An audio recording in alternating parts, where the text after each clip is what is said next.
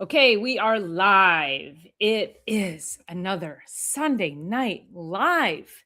And it's, oh my gosh, look at it. There's still light, there's still daylight. This is great. It's not so much, we're not in the darkness anymore. It's starting to feel, the light is starting to make it feel like we're moving into spring, but certainly not the temperature here in Michigan. I think it might have peaked at 50, and I think it's going to 70 tomorrow, and then I think we're going back down to 30. So this is the bipolar time of year. So I'd love to know where you are tuning in from, and let us know, what is your bipolar weather this time of year. So good morning, Lily. Good morning. I always read good morning, afternoon, and evening, and then I say good morning. So it's 6 p.m. here. So greetings to you as well. It's just crazy. Yes, just trying to keep my brain bandwidth. So umbrella trellis, nice to see you. Rhode Island. Okay, you must be a little bit in the in this kind of bipolar transition as well, I'm thinking. So yeah, it's definitely been an interesting March, and I'm thinking 2 more days, and it should be completely over. Summer will be here. We'll all be happy. And then Lily, you guys are in Alberta. Yeah. Still, is it still pretty cold there for you? Very curious to know. So if you guys are coming in, make sure you hit that like button, subscribe. If you're coming in from It's All About the Biology, go ahead and jump on over to Dr. Paula Ruffin and like that and subscribe there, and then vice versa. So Umbrella Trellis says, yes, the weather's no great or bad. Yeah. Hold on. Sorry, got this. Yeah, I still got that. I don't think that's going to go away till the summer. But okay, so 2 weeks ago, I started a series of the top 10 trends for 2026. And last week, I said I might pause it for a minute because this is such a critical time of year. We are getting into this whole allergy season, and so many of my patients are already starting to deal with spring allergies because we've got everything's melted.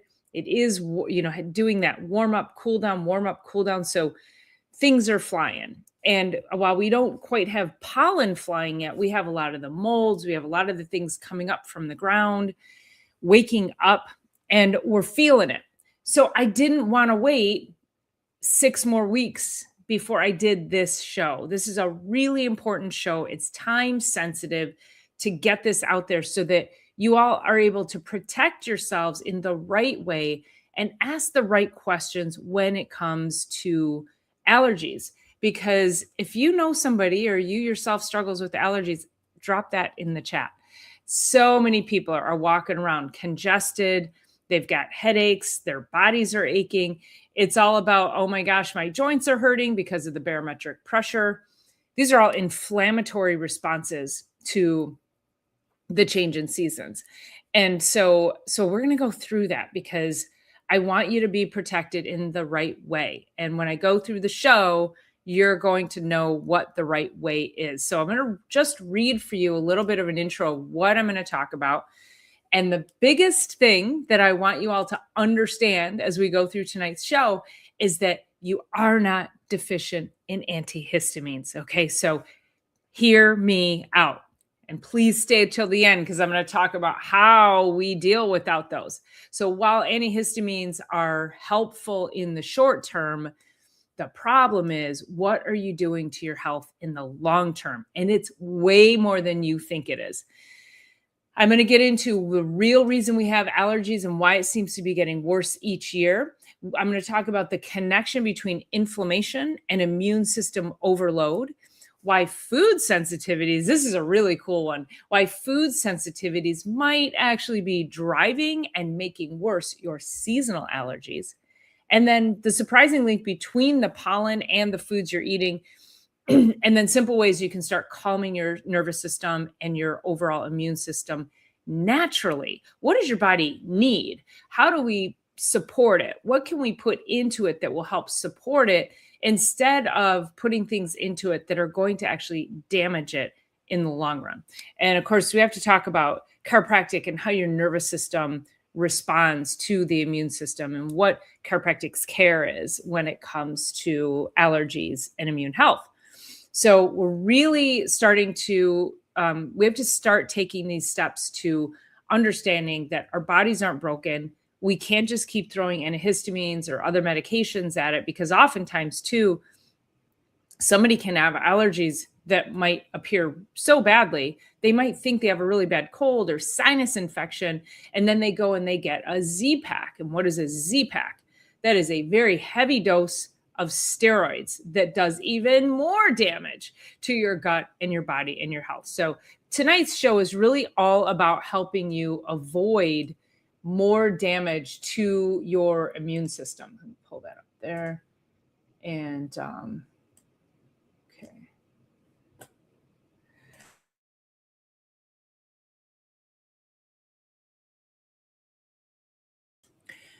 Whew. Yes. So we are talking about the biology, and Umbrella Trellis says it's all about the soil biology. Man, I'm telling you, I'm in a group called the Michigan Nut and Fruit Growers Association, and we talked about that yesterday. We were talking about the soil and the health of the soil and what we eat and how what we eat affects us. And, it is this life cycle that I don't think people give enough credence to. And even more importantly is the concentration of nutrients in food, which I'll touch on in a little bit, because I think that's really important when we go through this in the last part of this, when I talk about different foods and nutrients. An apple today is very different than it was 50 years ago. In fact, I did a video a couple years ago, and I said that because of the nutrient density in an apple today, you have to eat 40 of them to equal an apple from 50 years ago. So wrap your brain around that a little bit. And that is and that is not just organic. It's not just organic. Organic soils are still kind of depleted, not as much as conventional monocropping, but we're still not getting the same types of biology in the soil in our bodies. And so that is one of the reasons why we see our bodies struggling a little bit more each and every year, that our allergies seem to get a little bit worse year after year. Okay, I'm going to try not to cough my way through this. All right. So let's get into this. Now, don't forget, at the end, if I didn't already say this, I will always give you tools. We have to discuss the problem so that you understand what it is, why it's there, recognize yourself in the situation, and then we always talk about how to fix it. We always have to, give you guys, leave you with something good and positive so that you don't feel like this is doom and gloom. But I have to educate you through the process. So, and I hope you appreciate that as I go through these, as I go through each and every show. Also, just a little bit of housekeeping is I might try to go live. So next Sunday is Easter. I'll call it American Easter.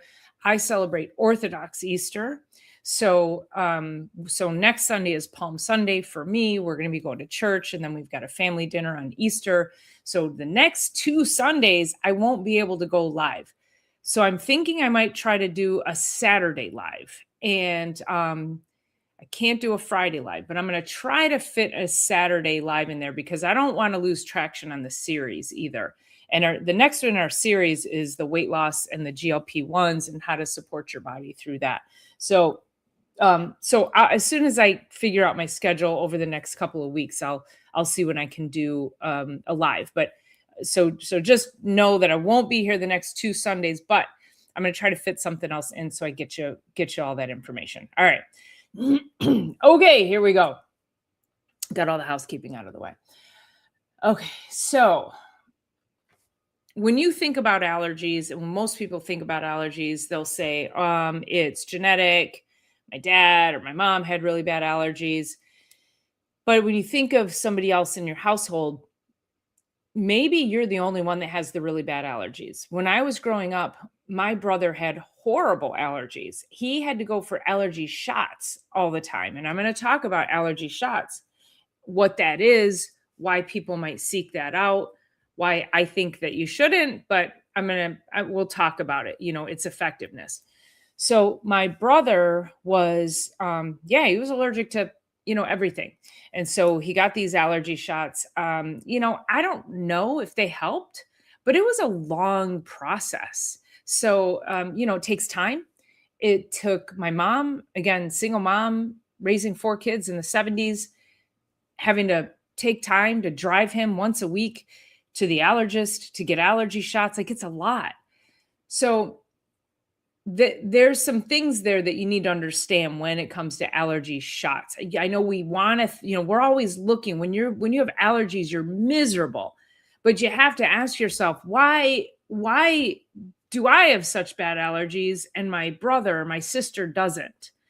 There's a reason, and every person's constitution is a little bit different. So it isn't about genetics. It's about your immune system. It's about support of the immune system. And some of it could potentially be a little bit genetic, but how are you feeding and fueling those genes? And some people have easier times processing certain things than others. So we have to get past the fact that the pollen causes allergies or molds cause allergies. That is not what's happening. Your immune system, your body does not have the proper response to certain things. It's inflamed. And so then when you get exposed to certain things, it becomes more inflamed. And so then you get this hyperhistamine response, and then you're miserable and you're constantly blowing your nose and you feel terrible. So the response to the allergies is more from your immune system, not so much the allergen. All right. So what I want to do before we start this is I want you to understand. I'm going to go through just a really high level how your immune system works. And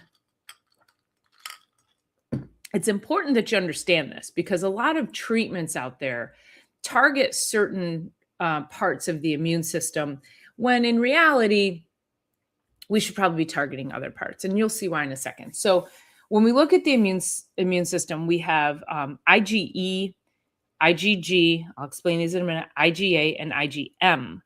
So these are immunoglobulins. So immunoglobulin G, immunoglobulin A. I'm not going to say that word 2 more times because it gets it gets to be a tongue twister.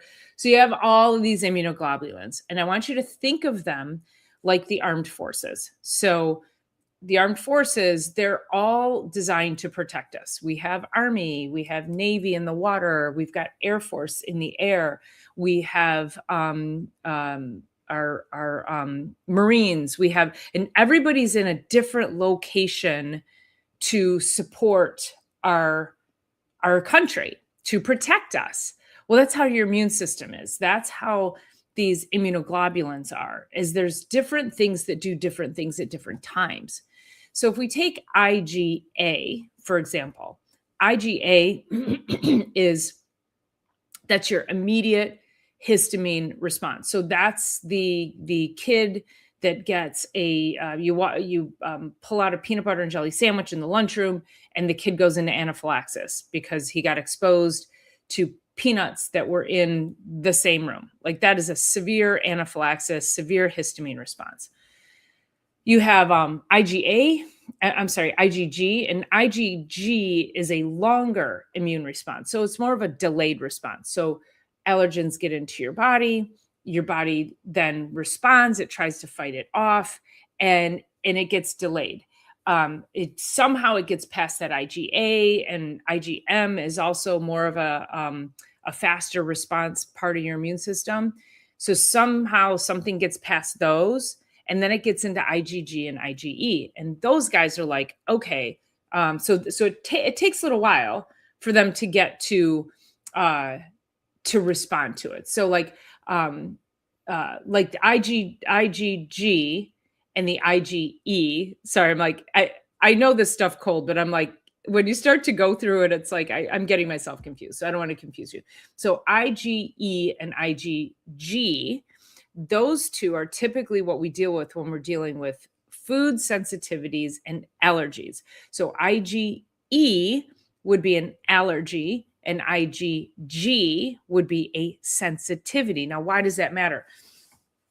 That matters because if you had your blood drawn and you got an allergy testing, that if they tested IgE and let's say you tested positive for almonds or gluten, which a gluten blood test should be very comprehensive. So that would be if they only test IgE for gluten, that's not enough. But just let's keep it simple for tonight. So IgE, if they tested for that, and that shows up on an IgE test, that is an allergy. Those don't typically go away. Those are typically part of your constitution. So if peanuts show up on your IgE test, we probably want to avoid peanuts. IgG is sensitivities. So IgG can be that piece of your immune system that this is more driven by longer term exposure. It's more of an inflammatory response. And so if we can start to heal the inflammation and the gut mucosal lining, we can bring the IgG response down. So now if you have, let's say you have almonds, you're allergic to, it's not on your your IgE side. So it's not an allergy, but it's on your IgG side. It's a sensitivity. Well, if we get the inflammation down enough, you may not have a response to almonds anymore. So, and there's some other things. It could be oxalates, it could be, but let's just keep it simple. But you understand that it can show up on one side and not on the other.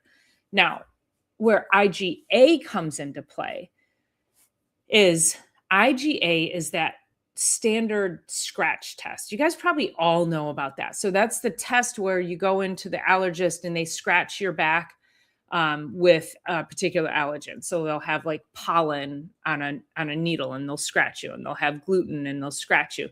And so they have all these allergens and they put all these scratch marks into your back and they see which ones your body responds to. So that is IgA, immediate response. So when we're talking about immediate response, you typically know what you're sensitive to. You typically know what your IgA reactions are going to be. So IgA would be, I can't be around peanuts. IgA would be, if I eat Swiss chard, me personally, this is my thing. If I eat Swiss chard, I get a scratchy throat almost immediately. Some people, when they eat certain foods, their nose will start running, or they get itchy. Their ears will itch. Like, weird things can happen to people almost immediately after they eat something, and that is an IgA response. So I don't give a whole lot of credit to the IgA test because it's pretty antiquated, and it's kind of like, well, duh, I kind of already knew that. And oftentimes when the allergist does an IgA test is they test for a lot of these environmental things, but you're going to find out in today's episode that a lot of the environmental things, so then they're like, okay, avoid pollen. It is the stupidest thing on planet Earth to tell people to avoid pollen, avoid mold. Like, it's everywhere. There's another answer, and there's something else that makes far more sense that we're going to dive deep into, that you're going to be like, we're going to blow your mind. Okay. So we have to start looking at the inflammatory response overall so that we can bring down the immunoglobulin response of these certain compounds, proteins. Okay. So that's kind of that's the simple way that the immune system works. Now, when we talk about inflammation, so think of, you've got cytokines, you've got prostaglandins, and you have histamines, and these are all messaging molecules in your body. So you get the cytokine is like the signal. It's like, oh, something's going on, and it sends a text message over to prostaglandins. Hey, we need you to do this. And then prostaglandin is like, okay, great. Let me send in more mucus. So you don't have an issue with prostaglandins, you have an issue with the response. So it's the downstream effect. So prostaglandins might send in too much mucus because you already have an underlying immune response. So they don't actually cause the problem. It just causes how poorly you feel about the problem. And then the problem with histamines is that you can get an overhistamine response. So too much histamine in the wrong amount at the wrong time. And that's where, you'll just like, some people, they get around a dog and they're like, immediately the eyes start itching, and that's going to be a histamine response. So that's going to be all of these compounds coming in and sending signals to your immune system to, forge an assault against the dog dander or whatever that is. Now, I'm sure if you have allergies, you've probably been in a situation where you suddenly something happens. So we have to think about what's the underlying issue happening and what is our response to it. So start asking yourself, you're not deficient in Claritin or whatever, the thing is. You're not deficient in allergy shots. But I want to talk about allergy shots because I think that's an important piece of allergies. So I see on the community pages quite often that people are looking for an allergist. And I always chime in because I want to know, what are you looking for? Have you done anything dietary, gut repair? What have you done and how can I help? So with allergy shots, so you go into the allergist, they do the scratch test, typically, most commonly. They find out you're allergic to all these things. And then of course the ones, let's just say it's pollen and mold. And then they say you need a series of allergy shots. So then they sign you up. It can take 3 to 5 years of allergy shots for it to do its thing. So the idea is that they inject you now with pollen and mold, with pollen and mold. They can inject you with these things and your body. So it's different than a vaccine. So a vaccine goes into your body and it's supposed to increase your immune response to build these antibodies, supposedly, allegedly. But then the allergy shots go in and it's supposed to send a different signal to lessen your response to that thing. Now, I don't necessarily know how that works, biochemically. I can't tell you that, but that's the idea behind them. However, if you're allergic to 10 different things, but they're like, well, we're just going to take the top 2 or 3, whatever they do, we still have these allergies to these other things.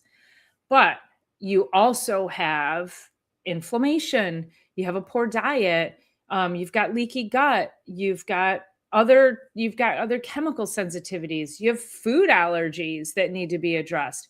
So it's such a myopic approach to allergies. It's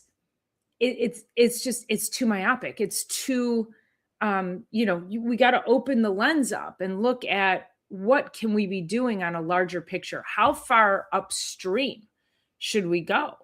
Because now let's just say that you start getting these allergy shots and you've decided, okay, I'm going to sign up for 3 to 5 years of this, but you're not fixing your diet. You're not fixing your gut. You're not fixing any of the other inflammatory issues that you have. And so now what? Like, what's the point? So it's a very reductionist way of dealing with allergies, and it is not a global solution to improving the health of your immune system. So I hope that makes sense. So, but that's the overarching way that allergy shots work. So they don't necessarily address the immune system on a broad scale. They don't really fix anything. They're just helping those couple little things. Um, so what we want to do is we want to talk about what can we do for your overall immune system? What can we do for your overall health? And most people, before we get into that, most people jump onto, well, I'm going to take an antihistamine then because it's going to dry me up. I can't breathe. It's going to help my, it's going to help me breathe. It's going to maybe reduce this sinus headache. And then, like I said earlier in the show, some people may get a sinus infection or think they have a sinus infection, and they'll immediately run and get a Z-Pack. And so between the steroids and the Claritin, the antihistamines, what you're doing is you are drying up your mucous membranes, which is what you're going for because you can't breathe, but you are also drying up some really dog walking by. You're drying up some critical tissues in your body. So it also dries up the eyes. It also dries your skin. So, you'll see, okay, if you're like, oh, I got really scaly skin, I don't know why. It could be because of the Claritin or the antihistamine, whatever you take, Zyrtec, I don't care. They're all the same. So it dries the skin. It dries up your spinal discs. So oftentimes when I have somebody coming in and they've got, a spinal issue that they've brought to me, I will ask them, do you take antihistamines? Because I need to know, are your discs dried up? Do we need more hydration? Do we need to get you off of these things because your discs are suffering? And most people, because it's over the counter, they feel very safe walking in to the store and just buying it right off the shelf with just about anything. Why would it be on a shelf and I can just buy it without a prescription if it was safe, or if it wasn't safe? Sorry. So why would it be on a shelf if it wasn't safe? Why can I just walk into a store and buy it if it wasn't safe? Well, that's just kind of how that goes. There's a lot of things on that shelf in the drugstore that are not safe, that you can just buy on your own, and you can use off label for whatever you want. So it's not safe. And this is why I do these shows, because I want you to have an understanding of if that's something you do. And I've had patients that just go, oh, I didn't even realize that. And here's the biggest thing is when we talk about dryness of the skin, of the tissues, of the eyes, of the mouth. I have so many patients with dry mouth. Oh, but guess what? If you have dry eyes, we have a drug for that. We can give you a drug for that. Oh, if you have dry mouth, we can give you a drug for that. But women, my menopausal, my perimenopausal and menopausal women, this adds to vaginal dryness. So you're already miserable because you lost your estrogen, or you're losing your estrogen, and the vaginal dryness is painful. And then you're taking drugs that are creating more dryness in your body. So it's not specific to your sinuses. It goes through the whole body. So these things are so, so damaging, and we need hydration for our cells, for our skin, for our mitochondria, for our brains to work properly. So please think twice before you go grab those things. Now, I will say, I'm going to say this right now. There is a link in the show notes for what I recommend naturally. And I'm going to go through these particular ingredients so that if you're looking for something natural ways to help support your immune system, there's a link in there, and you can click that takes you to my Full Script store, and you'll be able to see exactly what I'm talking about. So, so that's our histamine talk. So think about that. And if you know somebody who's struggling with dry eyes, dry mouth, or, maybe if your partner is struggling with vaginal dryness, you might want to say, hey, or, maybe you should stop taking that Zyrtec. Maybe you should go listen to Dr. Paula's YouTube show from Sunday because I think there's some information in there that might be very helpful for you. So, all right,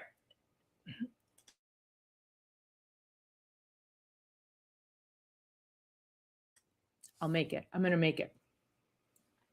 Okay, so before I get into the food and the nutrients, I want to go back. I just want to, we had quite a few messages come through. So I just want to come in here and read some of the comments. So Lily, yes, if you're interested in soil biology, check out It's All About the Biology podcast, The Soil Matters.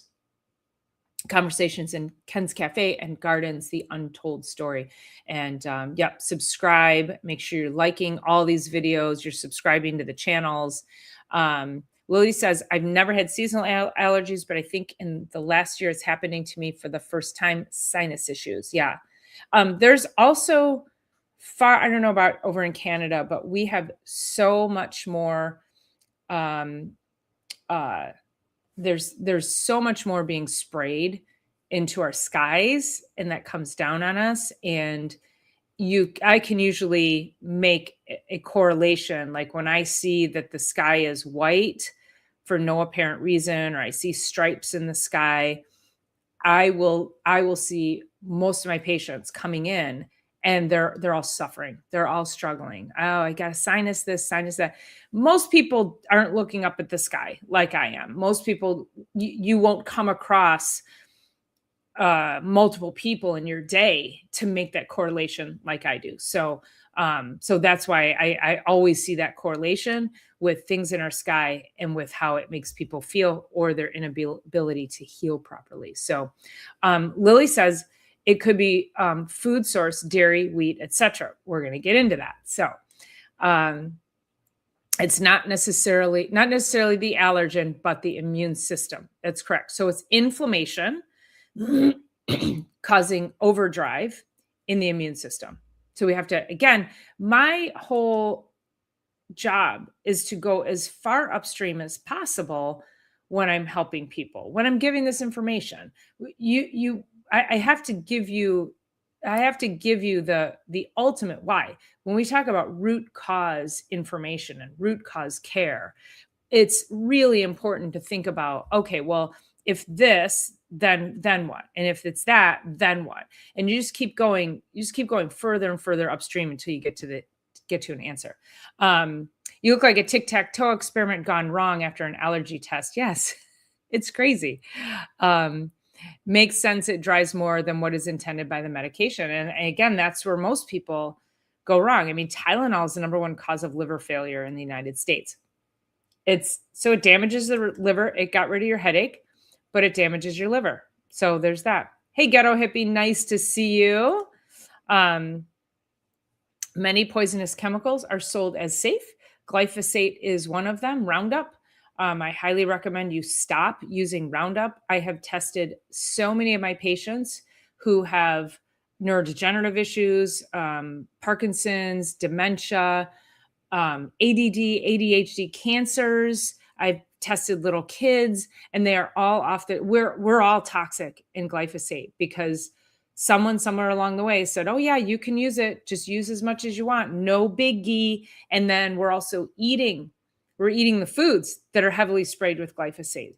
And, again, another conversation I was having yesterday is that many vegans end up eating non-organic, tons of grains and beans and rice, and yet they're eating all of that. So they're also very toxic in glyphosate. So, you eat vegan to try to be a healthier person, which that's a whole nother show and a whole nother ball of wax.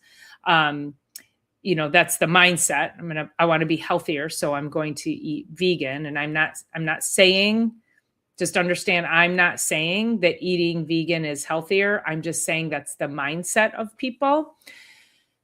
And so when they get into that mindset, then they eat all these toxic foods, and they just have no idea. And they're so toxic in glyphosate. So just go take your jug of Roundup to some poison control center somewhere. Just get rid of it. People think that because it's on the shelf, it's safe. I ask them if they've ever heard about recalls. And boy, those recalls, they come in the news for a minute and then they just kind of slowly go away. And yeah, fragrance is a label used to hide toxic and poisonous chemicals that cause a number of health problems. Oh, that's a big one. That is a big one. Yes. Also, fragrance free is one chemical used to neutralize the other one. So don't be fooled, by, natural, I want to say unscented and fragrance free, but still like the basis of it. And there's so many things that we could talk about. Maybe that's the topic for another show. What does fragrance free actually mean? So it wouldn't be a bad show, I think. Canada now officially leads the world in chemtrails. Well, yay for you guys. That's so terrible. Oh my gosh. They're also testing chemtrails with the vaccines in them in Canada. Yeah, they're doing some weird stuff with those everywhere as well. 90% of the population is testing positive. 97% of the population is testing positive for glyphosate in their urine. It's horrible. It is horrible. So we have to protect ourselves the best we can. And that's why we know this stuff.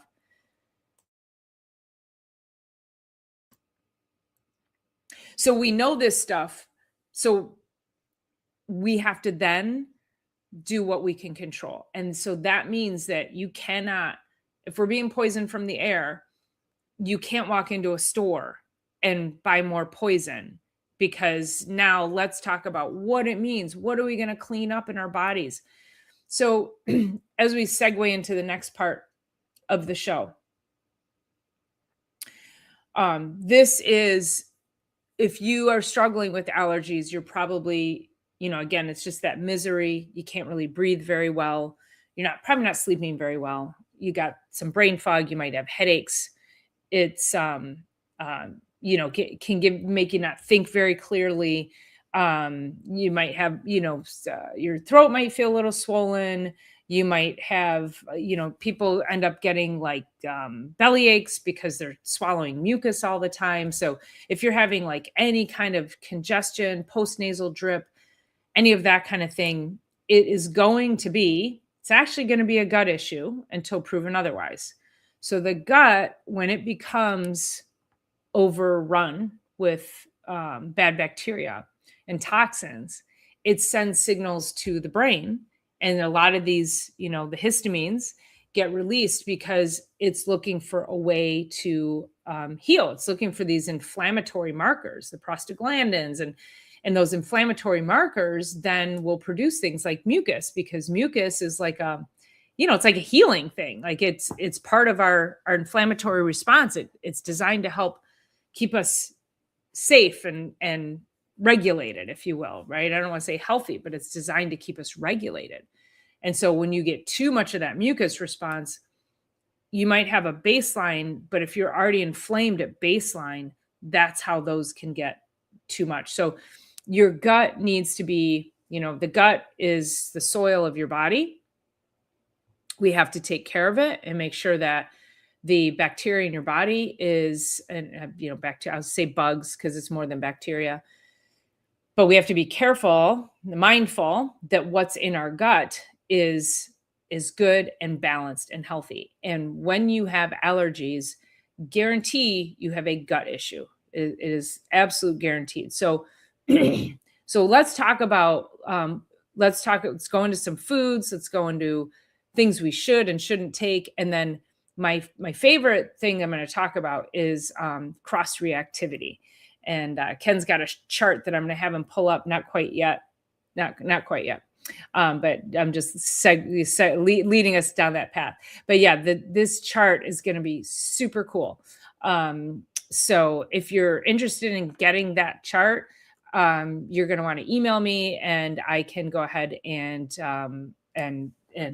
email you that chart. So Ken, you can put do you have my email? doc@drruffin.com. You can put that up on the screen. So,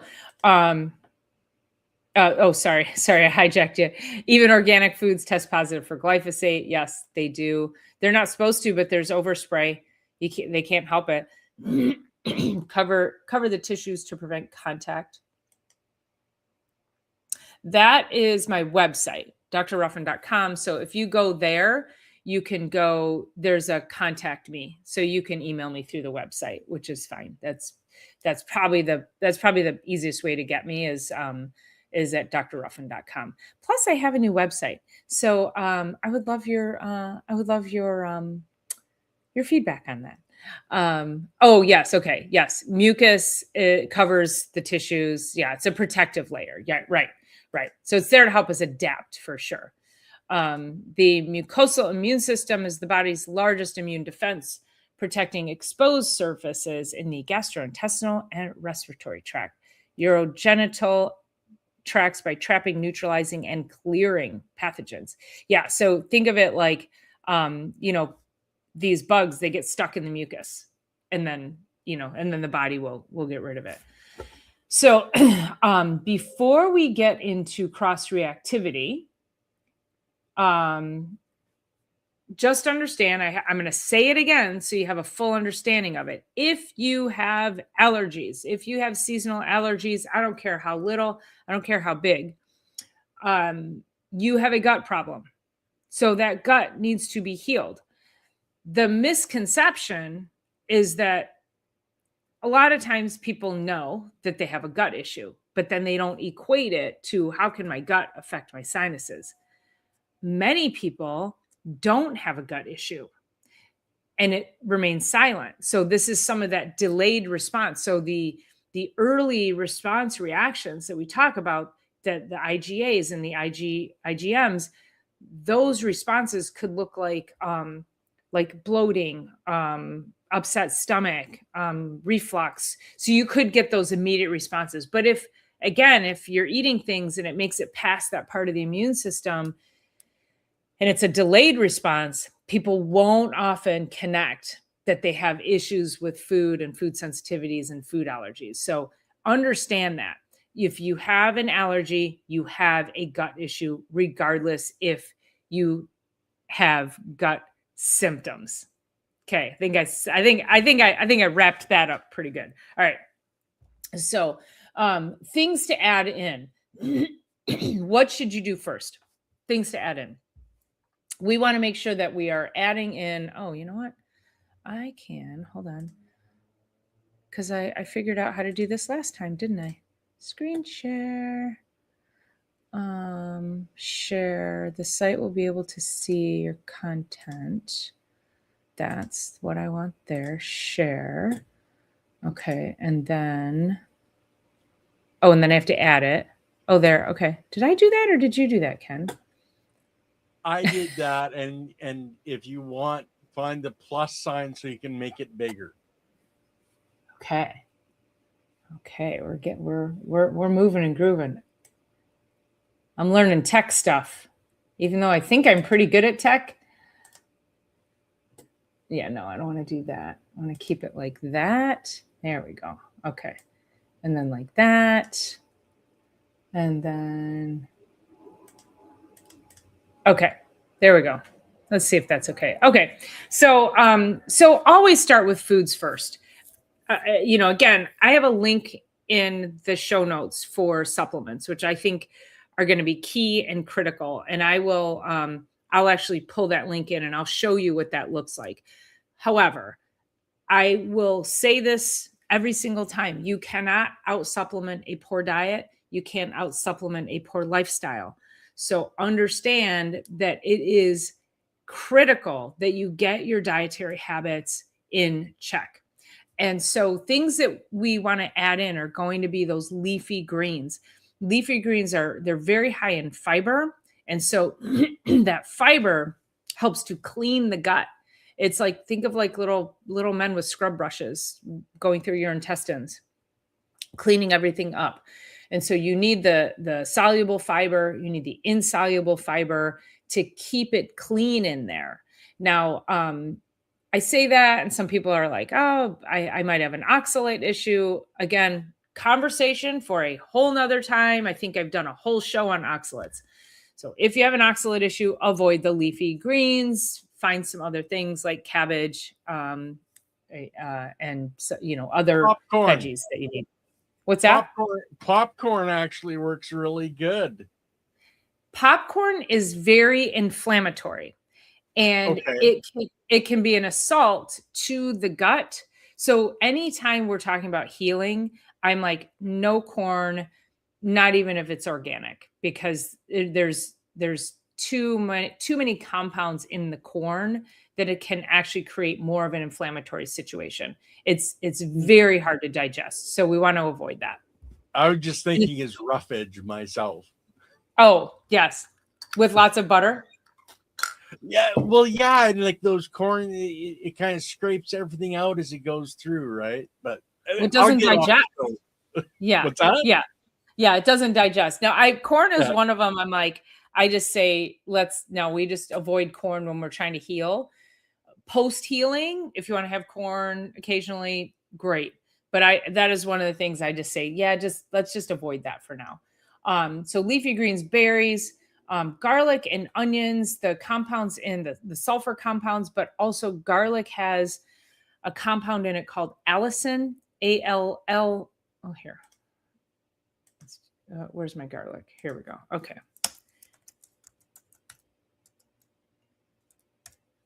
Okay, that's how you spell allicin. So, so garlic has allicin in it, which is a compound known for fighting cancer. It's incredibly anti-inflammatory. If I have somebody who's really, really sick, maybe it's Lyme disease, or they have a severe candida or SIBO issue, I will put them on high dose allicin. And there's a product out there called Allimax. And I don't want to get too far off topic, but Allimax is 100 cloves of garlic per tablet. So the average person does not need that level of garlic. But if you have something really severe and you want to know, hey, is that appropriate for me? I might say, if it's that severe, we should set up a conversation call. Okay. So, and then of course, onions, ginger, turmeric, these are all anti-inflammatory. So we want to be using as many anti-inflammatory foods and spices as possible. So, you can buy the turmeric, you can buy turmeric root, you can buy it in a, you can, buy it in a spice jar. So many spices. There's some exposés that jarred spices are also full of stuff, even if they're organic. So, I don't know, you guys, we're all going to die at some point. I mean, what do we do, right? So just hope that there's enough antioxidant in it to fight it off. Now, omega-3 foods are critical because this is actually going to help every cell in the body. Omega-3s are anti-inflammatory fighters. So, this whole picture right here is a whole anti-inflammatory recipe. And so omega-3 foods, that's going to be your fish oil. Flaxseed does not count. And the reason is, I'm not telling you not to take flax. Flax has to have too many conversions. So flaxseed needs to go through flaxseed and flax oil. It has to go through about 21 different conversions, and it's required cofactors to get to omega-3. So cofactors are going to be things like calcium and magnesium and zinc and B vitamins, and most people are deficient in that. So if you really want the benefit of your anti-inflammatory and your omega-3s, you want to do a high quality fish oil, which I didn't put that in the recommendation, but I can. I'll show you that shortly. Always reduce sugar, processed foods. Dairy in any form is a common mucus trigger. Dairy it's a if you want more mucus, eat dairy. Obviously, refined oils and alcohol are all inflammatory as well. So, this is just a quick snapshot for you. And of course, always, you can't out supplement a high inflammatory diet. So we can never, we can't, we have to put the work in. We got to do the work.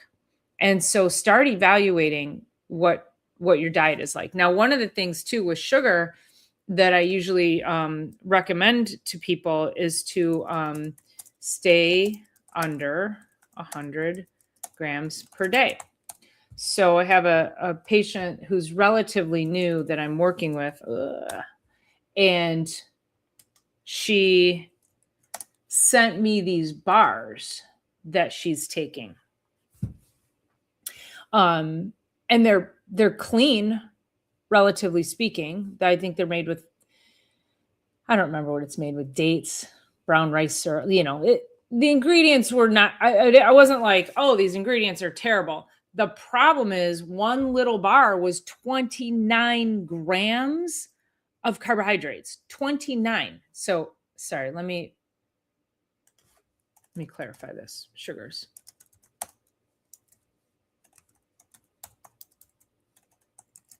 Okay. Keep your carbohydrates under 100 a day. So that forces you to look at labels. It's going to force you to keep that sugar down. It's going to force you to look at processed foods. And it's going to force you to say, oh, shoot, I had that one little tiny bar and it was 29 calories. It was 1/4 of my more than 1/4 of my, it was 1/3 of my daily grams per day. If you want to get inflammation down and you want to start to feel better and you just did this, get your carbs under 100 grams a day, you will feel so amazing. You'll start dumping off the inflammatory water like probably within 2 days. I mean, it's crazy. So I would encourage you to actually, try that. Just keep track. And there's other, there's apps that you can use to track that as well. So, okay. So here we go with our targeted nutrients. So that's our food. And one of the reasons I'm not diving so far into food is because so many of the videos that I do on this channel are food related and inflammatory, anti-inflammatory related. So you can go onto my channel and you can find, I've got over 730 videos. So pick one. So, all right. So targeted nutrients. Now this is what's in the protocol that I'll show here shortly is quercetin. So quercetin helps to stabilize histamine. Vitamin C lowers histamine. Of course, that's good for our immune system all around. N-acetylcysteine. This was an interesting one. This supports our detox pathways and respiratory health. NAC was actually targeted by the FDA during that pandemic. It was taken off the market because it was so effective at helping people who were sick. I'm going to try to walk the line so we don't get a strike, Ken. It was so effective at helping people get well that they had to take it off the market because there had to be nothing that could get people well in that time period because they needed to then roll out this thing, the jabby jab thing. Okay. And so NAC, it got a major hand slap. You couldn't find it. I stocked up on it because I had it in my online store. So they've since allowed it to come back on the market. It is phenomenal for colds, flus, and allergies. Stinging nettle is also natural antihistamine support. I've got stinging nettle that grows like crazy. I think I've said, I'm like, it is my enemy, my nemesis, because I can't get rid of it. So yeah, I should just go out there and harvest it and then dry it and throw it in a jar. Omega-3s, we talked about earlier.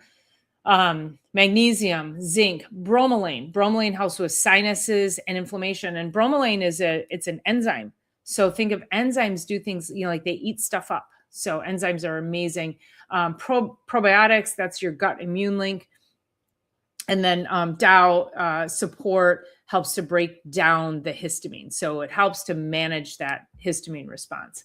And there's some rules around the Dow support. I'm going to take that off of there because that is, I forgot to put the rules in here. And that's a whole nother segment to go into. And I'm looking at the time. So I want to get through this. Okay. And then I'm not going to close yet, because then what I want to do now, Ken, we're going to pull up, I'm going to stop sharing. Okay. So Ken, go ahead and pull up that document. Oopsie. Well, shoot. I just closed my notes. Hold on. Hold, please. Okay. Okay. All right. And you know what, Ken? Hold on. Give me a sec. I'm going to pull that up on my end because it's small. And I'll let you scroll while I look at it on the big screen. Okay, so this is really cool, you guys. I feel like everybody's going to want this chart. And what is cool about this chart, come on, move over onto my screen. Okay, great. Let me get that there. Okay. All right. So this is common cross-reacting allergens. What does this mean? So this means if you went to the allergist and they did that scratch test, or if you know you're allergic to ragweed, there are foods that have cross-reactivity to them. So instead of going out and trying, or, staying home and trying to avoid the outside, maybe you're somebody, if we just look here, okay, all grasses. So legumes, beans, peas, apple, carrots, celery, grains, cottonseed. So you can see that if you're allergic to any grasses, you can see the different foods that could be related to that. And grains, that's any grains. That's gluten, wheat, corn, rice, quinoa. I mean, it's anything. So you gotta be super mindful. So if you're like, okay, figure out when the season is that you're most reactive, and then look at the foods you're eating and try to be super clean about that. Ragweed, that's a big one. Are you somebody that you do a shake every day and you throw a whole banana in there? Well, first of all, a banana is going to break your carbohydrate bank.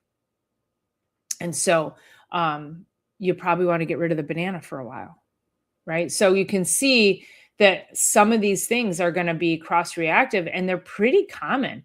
Nightshade plants are going to be that's tomatoes, potatoes, eggplant, nightshade. There's a whole list of nightshades. So, if mugwort and sage is what you're allergic to, you're going to want to pay attention here. Marsh elder, amaranth. So you can go right down this list. Trees, birch, alder. With the birch trees and the alder, hazelnut, apple, carrot, celery, orange, potato, beef, yeast, soy. I mean, that's like a whole dinner right there. So you can see how if you could just clean up some of your dietary things as it's related seasonally to these environmental things, you will start to lessen the inflammatory response you have to the environmental things. Your body will stop having such a hyperreactive response. One of the things with the molds and fungal spores, you can see that the foods are going to be yeast, mushrooms, aged cheeses, and coffee. I would add tea in there. I've done videos on molds before. And usually if you are allergic to mold, you have yeast, you have candida in your gut, and that does require some killing, some bug killers, and some pretty, I would say, committed food plans to try to kill that stuff. Coffees and teas are very moldy, so you want to be super, super careful with that. And again, if you're allergic to latex, look at all these foods in here: bananas, papaya, kiwi, avocado, peanut, fig, melon, walnut, chestnut, pistachio, peach, pineapple, pear, and then dust mites, shellfish, mollusks, and crustaceans. So it's a pretty big list. And then, of course, down here, this will go ahead and just go into a lot more detail for you. So it's really cool when you start to think about what's going on in the environment and what you're eating.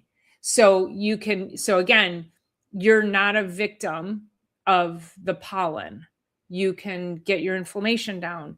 You can start to change some of how you're eating. You can look at this cross reactivity chart, and you can make sure that you're not eating the things that share proteins that are going to cause that level of inflammation, that are going to cause more hyper response from whatever the environmental allergen is. So there, that's one of my favorite things to roll out every year when we talk about allergies.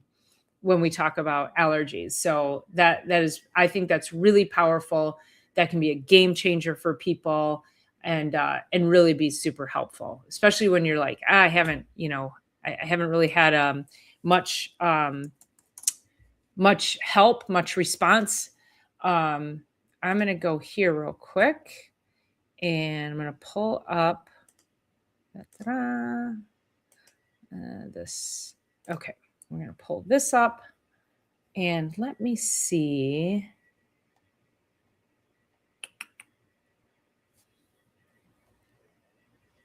if I can. Let me try to share a screen again. Share screen. Oh, there we go. Okay, let's see what we got here. Okay. All right. So this is in my back end on the online store. Let me see if I can get that into, if I go to edit, there we go. Okay. This will be fine. If you click on it, it'll show you this. So what I talked about here, so vitamin D, everybody needs that vitamin D. So, get your vitamin D on deck. It's one soft gel in the morning, preferably with, a little bit of fatty meal. This Sinuplex and this Immune Active, these are my big COVID fighters, my big cold and flu fighters. And then also when we talk about, so just look at Sinuplex real quick. So Sinuplex has quercetin, it has that stinging nettle, it's got bromelain, and it has a little bit of N-acetylcysteine. And so in the thick of things, you could do 1 tablet a day for maintenance. But if you're super in the thick of things, then I would say you probably want to do, I have it here as twice a day. And this is mostly because we're in cold and flu season. So you could do 1 to 2 a day, depending on how your body's responding. Now, there's going to be some overlap here. So on this one, can you guys see that? Is that coming through? Yeah, there you go. Perfect. All right. So on this one, we have some vitamin C. We've got zinc in here. We've got more N-acetylcysteine. So you can see how much N-acetylcysteine is in here. We have the decaffeinated green tea, and that's 375 milligrams. This particular extract of green tea is incredibly high in antioxidants. So we want to hammer the antioxidant, and then we have more quercetin. So if you just took one of these, if one each twice a day on a maintenance dose, and you know what, I'm going to change that to, let's just change that here. There we go. So we'll just go 1, and then that way, I don't want you to get confused. Okay. And then here we can put, can increase dosage based on symptoms. Okay. And then the last one that I have on here is just straight quercetin. So these are for, like, if you think you have a sinus infection, you want this on deck. So this is 500 milligrams of quercetin. No, it's not going to be too much, but you would just take 1 to 2 extra. You could take up to 6 of these a day. If you didn't have any of the other ones, if you just got the quercetin, you would solve a lot of the mucus issues, but these have all the other cofactors in them that help with immune function and immune support. So, so again, if you just wanted to do the D, you could do the D, the Sinuplex, and the immune active. You could stop there. If you added the quercetin, that is something you can actually keep on the shelf. I don't take quercetin every day. I keep it and I take it as needed. So yeah, so that is that. And that link is down below. That link is down below. So it's in the show notes. So grab that if you are looking for something high quality. We don't ship to Canada, unfortunately. So, okay. And then lastly,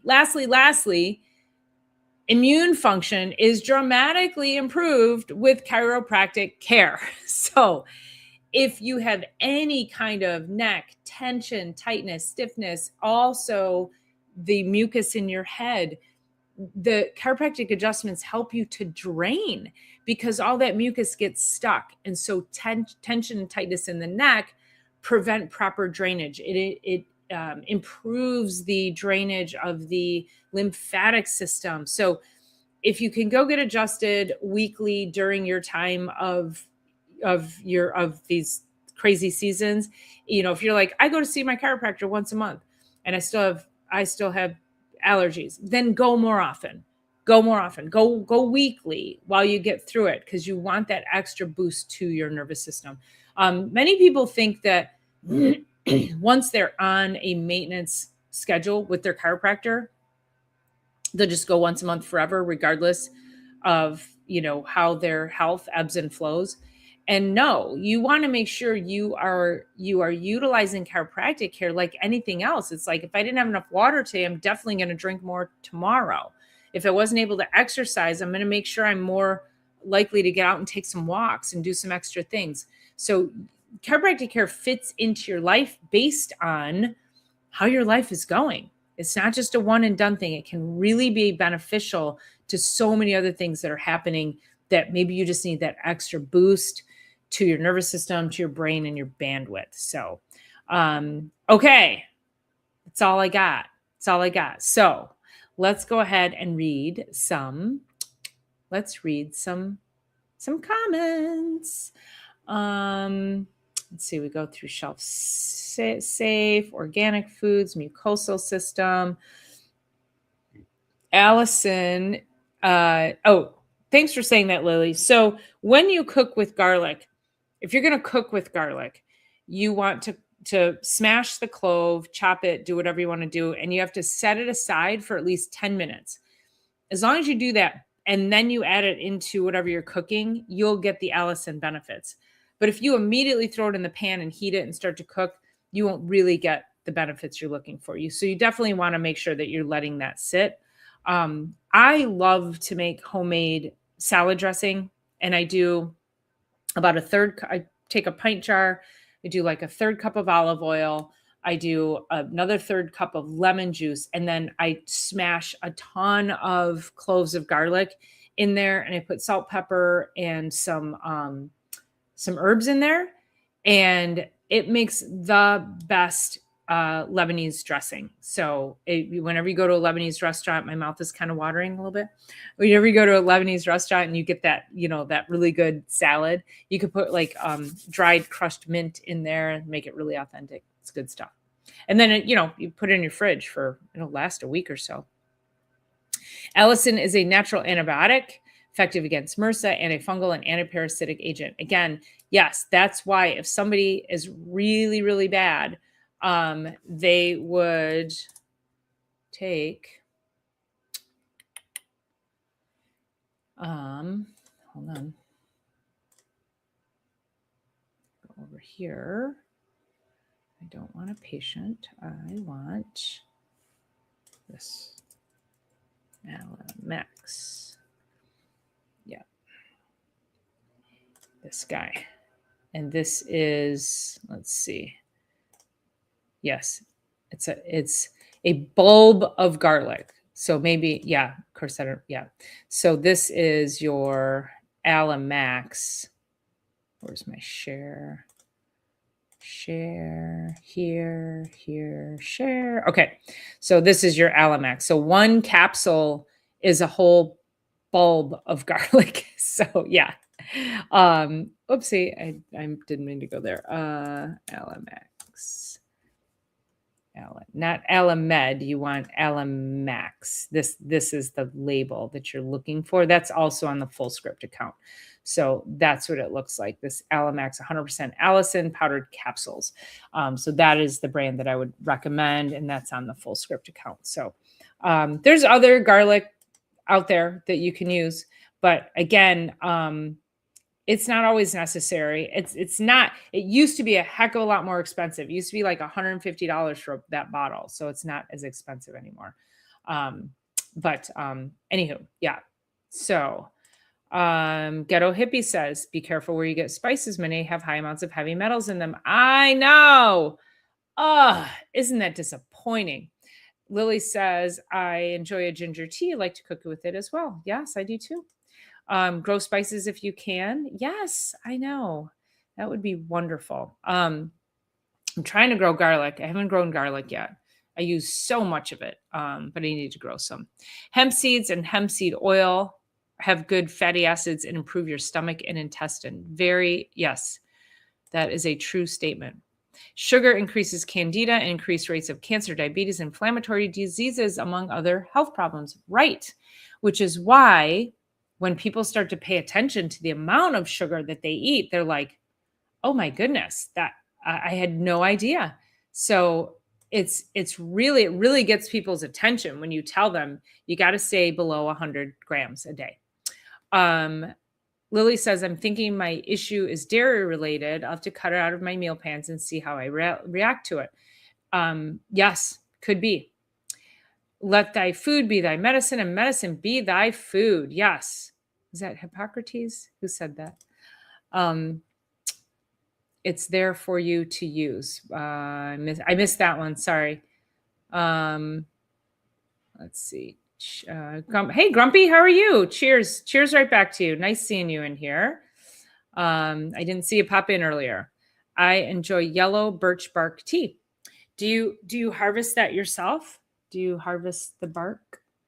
The chart she's talking about on the computer screen of YouTube, unfortunately, it doesn't show up on the cell phone screen. Oh, that's dumb. Okay. Well, like I say, you can email me and just make sure in the message you tell me you want the cross reactivity chart. I can see it. You can zoom in using 2 fingers, touch to the screen and spreading them. Okay, got it. Ghetto Hippie, thanks. I just realized I was lagging behind on her channel.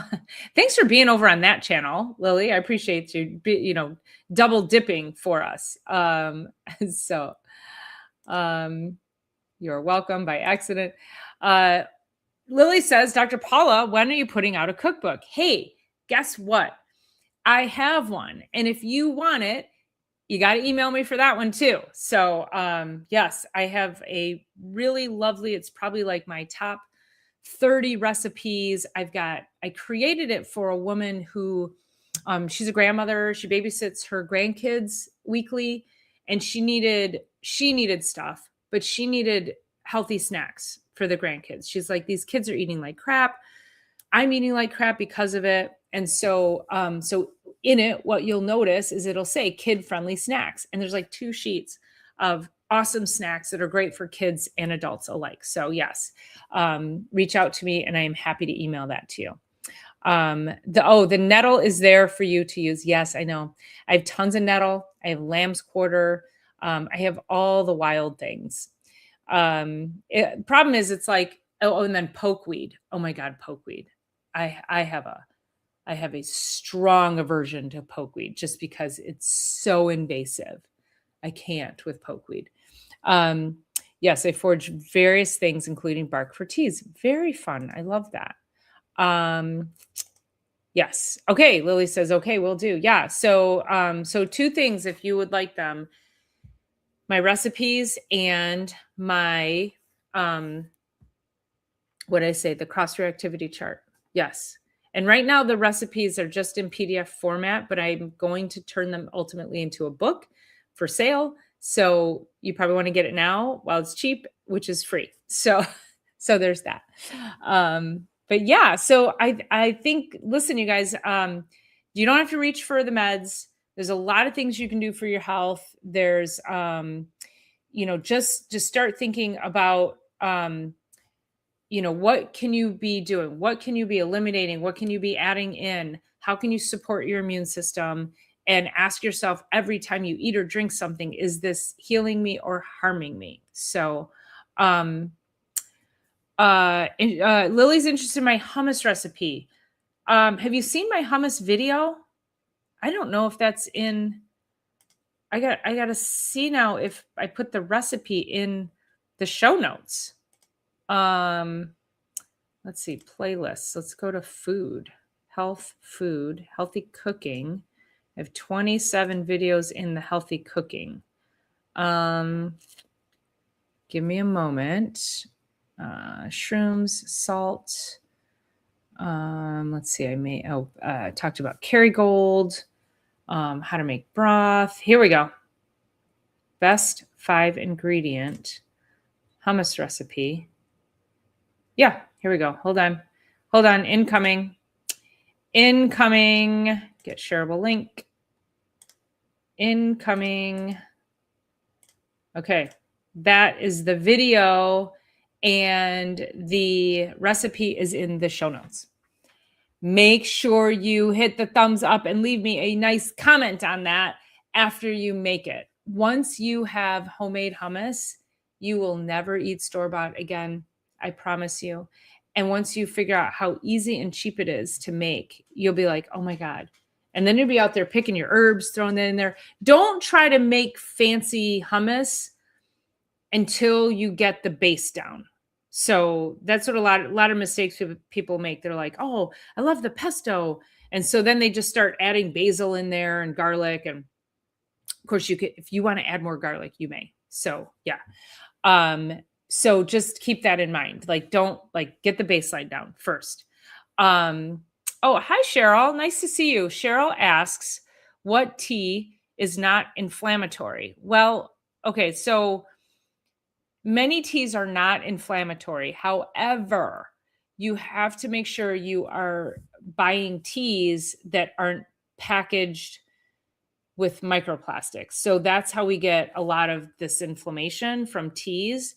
And also they can be very moldy. So you definitely want to look for organic, higher quality teas. I prefer a loose tea because then you're not having the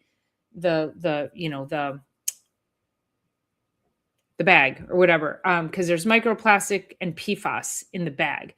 So often, I was gonna say it is the tea, but as long as you choose the right tea, then you have to make sure once you choose the correct tea, meaning get a loose tea, an organic tea, and then try not to do any of the bags. So yes, microplastics. Yes, thank you. So that's what you have to watch out for is. It's not always the tea, but even if you buy a good, high quality organic tea and it's in a tea bag that has PFAS and plastics in it, it's like, well, they just ruined that organic tea. So, just that's kind of what you want to look out for. So, okay. Yes. Loose leaf teas are the best to buy. And yeah. Okay, cool. All right, you guys, it is 7:18. I need to shut my brain down and get ready for my week. So thank you everybody for being here. I always appreciate your engagement. Make sure, again, you're hitting the thumbs up and the like and the sharing and all the things because it helps all of our channels. So thank you so much for being here. And I will see you not the next 2 Sundays, but maybe the next 2 Saturdays. So I will work on that and we'll go back to the series of the top 7 trends for 2026, which will be GLP-1s and weight loss. Okay. All right, everybody. Thanks for being here. Love you all so much. Mwah.